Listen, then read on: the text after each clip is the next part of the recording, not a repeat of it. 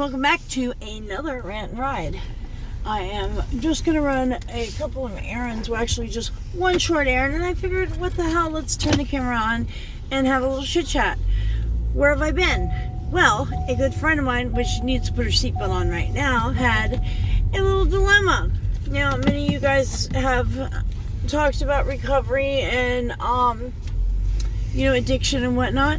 She's a very dear friend of mine. She's been a friend for 9 years now, and she is 6 months clean. Well, almost 6 months clean, and her name is Janice. So, say hi. This is my friend. Hey, how are you? This is my buddy Janice. She's been a very dear friend. She went through a very hard time. Many of you guys know that have been through addiction and through recovery. When you get out of a recovery situation, you're pretty much, the doors open up. Hey, here you go, new life. Have a nice day. Where do you go?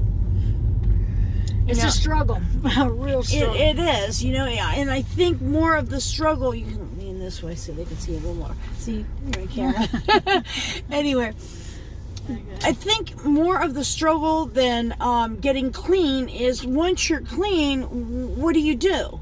You do. You keep yourself busy. As far as once you get out of recovery, if you don't go into some other kind of program or some other kind of thing, you have this situation where, you're familiar with it, where you've burned bridges with family, right. You've burned bridges with friends, you've put yourself, you've got blocks from apartments or trailer parks or hotels even to stay in.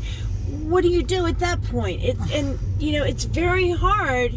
And unfortunately, that's what Janice went through here when she got out, and God bless her, she stayed clean through all of this. She was taken advantage of for over $500 for a place that was a mockery. I mean, just it was wanted horrible. A sober house, a sober place to live. She the just guy wanted got me for $500. He told her it was a lovely place to live, blah, blah, blah, blah, blah, the whole 9 yards. She got there, no power, no water. She waited approximately, 3-4 days. She stayed in this house with no water and no power.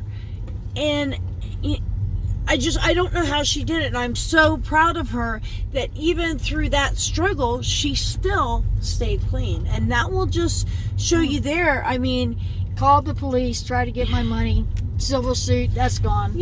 Everything. Got my daughter to pick me up. The most important thing is you stay clean, and then still sober. Well, her daughter, which also deals with some addiction issues, which we don't want to go into that because, that's kind of personal and family bullshit. But, she has her own problems. And, like I was talking about bridges burned and hard feelings and this and that. But, when you're fresh out, it's like you're a newborn baby coming out, and you're coming out into this world where all the people that you knew and places that you knew were more, that was drugs or alcohol, and they were all attached to that. So it's like, where do you go now? What do you do? How do you avoid all these triggers, and how do you avoid, basically just wanting to jump off a damn bridge and saying, fuck it, It's very hard, and what kills me is there's no real support as far as, the healthcare system. There's no, as far as the, anything, it's like there's no support. You have no help. You're kind of like, here you go, you shit out of luck. And unless you have, somebody, I took her in and gave her a place to live, and, the only condition was 2 conditions: pay your rent, stay clean. Doing it. Yeah. I'm working. And she's doing wonderful. She's been with me. Yeah. She's been with me almost a week now. I want to do 90 meetings in 90 days. It's a struggle even to get to AA meeting. I don't drive, but we're doing this. We're working on it every day. And I give the glory to God that I'm clean. She's doing so great. You have to understand, she has been through 30 plus years of alcohol and drug abuse, and unfortunately that's how I met her. All of it. Was how was it I met you? What was it? I think I was looking for pills or something at that point, wasn't I? Yeah. And I had all the pills. She was a hookup. That's how I met her. Everybody thinks I'm dead today, and I want everybody to know I'm alive. I'm alive, and I'm walking proof that you can do this thing. She's following her steps. I've finally gotten it, man. God has finally blessed my life. He took crack cocaine from me. I'm still on Suboxone, but I don't drink today. I want to live today. I wake up sober, and I'm so happy to be alive. And I was in rehab at Women's Residential Orange, and they saved my life. And it took 4 trips to rehab for me to get it, but I got it. She's and I'm praying my daughter can get it. 64 years old. Yeah. But you know what?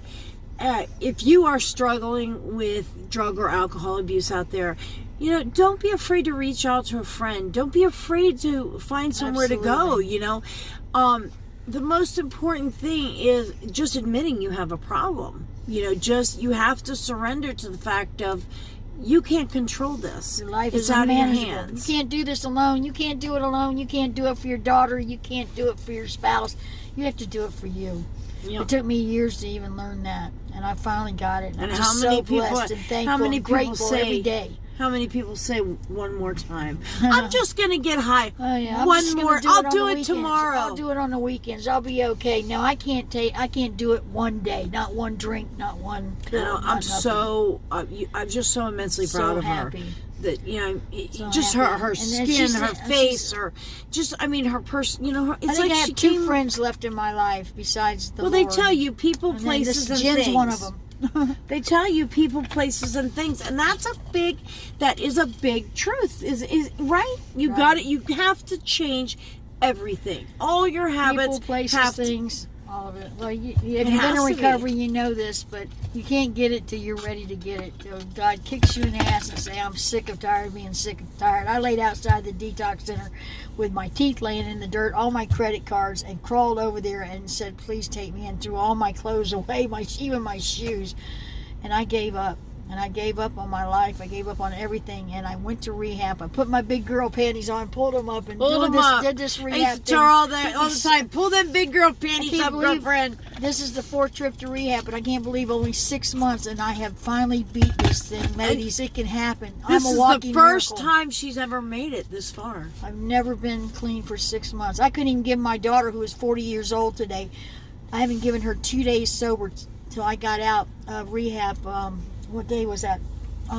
September 9th I got out, and I gave her 2 weeks sober, and she can't believe it, and she's kind of mad at me. She's jealous about it, and I have to love her at a distance right now, but it's okay because I'm still sober and I'm okay, as long as something don't happen to her. I can still do this thing, but I still panic on the what ifs. You got to lead by example. What if something happens to my daughter? I can't. Yeah. I won't be able to beat Be that. okay. But we were talking about it today, and I started crying. No, I'm not going to think about the what ifs because God didn't bring me this far to let me down. Now I can help somebody out there. You got to live in the positive and let the negatives go, and you've got to. I hope you've this got to film helps lead somebody. Also, you've got to lead by example.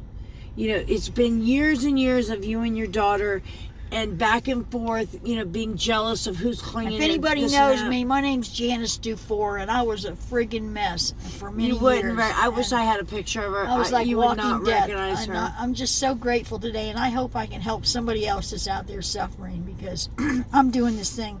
And I got to get to a meeting now, but anyway, ladies and gentlemen, please. If you're out there and you are suffering, reach out. There is help out there, and you just have to remember. I still feel like crying.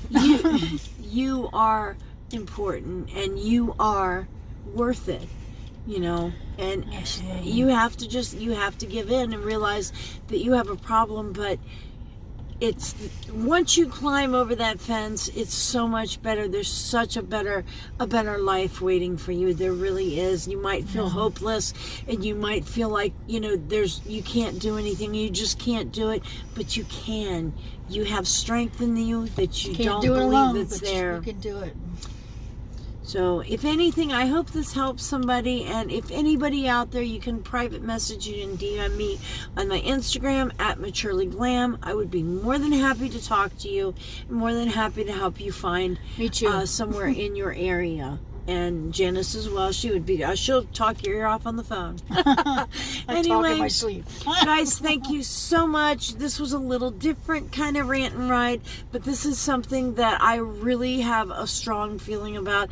I have seen so many people. I have lost so many people. How many people to you know drugs have and died alcohol. because of all this? I mean, Yeah, this is there's a The horrible epidemic epidemic is out there. awful. Yeah, It's awful. it's terrible. And statistics, I wasn't supposed to make it. I mean, I was one of 33 people in rehab. And I didn't, I was so, oh God, please let me be the one that makes it. And you know what? I'm making it. I'm making it, Yeah, man. they say I'm doing this thing. they It say can happen. they say that the first time you fill a prescription of opiates, you have a 27% chance of becoming an addict. The second time you fill a prescription of opiates, you have, I don't know the exact numbers, but I believe it's 50 something percent chance of becoming an addict. That's just from your second prescription. There is a 50% chance. Once you fill that third prescription, you are like 80% chance of becoming an addict.